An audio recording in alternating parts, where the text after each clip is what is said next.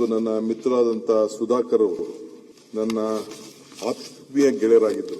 ನನ್ನ ವಯಸ್ಸೇ ಆತನ ಕೊನೆ ಉಸಿರು ಇಷ್ಟು ಜಲ್ದಿ ಆಗ್ತದೆ ಅಂತೇಳಿ ನೀವು ಯಾರೂ ಬಯಸಿರಲಿಲ್ಲ.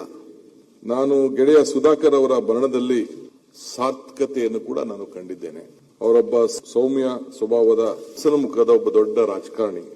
ಅವರ ಮೂರ್ತಿ ಚಿಕ್ಕದಾದ್ರೂ ಕೂಡ ಕೀರ್ತಿ ಬಹಳ ದೊಡ್ಡದು ಅನ್ನೋದನ್ನ ಆ ಕ್ಷೇತ್ರದ ಅಪಾರ ಜನ, ಜಿಲ್ಲೆಯವರೆಲ್ಲ ಕೂಡ ಇವತ್ತು ಸ್ಮರಿಸಿಕೊಳ್ತಾರೆ.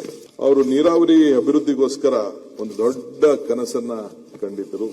ಇವತ್ತು ಹುಟ್ಟಿದ ಮೇಲೆ ಸಾವು ಖಚಿತ, ಶೋಕ ಮಾಡಬೇಕಾದ್ದು ಕರ್ತವ್ಯ, ಅದೇನು ಪ್ರಯೋಜನ ಇಲ್ಲ.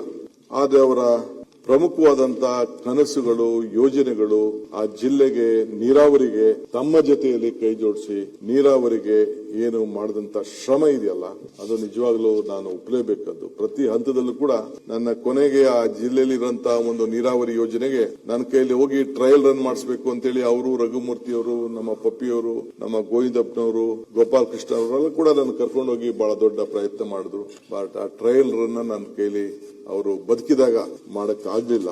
ಅವರ ನೆನಪಿನಲ್ಲಿ ನಾನು ಕೂಡ ಏನು ಸಣ್ಣ ಒಂದು ನೀರಾವರಿ ಯೋಜನೆ ಇದೆ, ಅವರ ಹೆಸರನ್ನ ನಾಮಕರಣ ಮಾಡಬೇಕು ಅಂತ ಹೇಳಿ ನಾನು ನಿರ್ಧಾರವನ್ನು ಕೂಡ ಮಾಡಿದ್ದೇನೆ.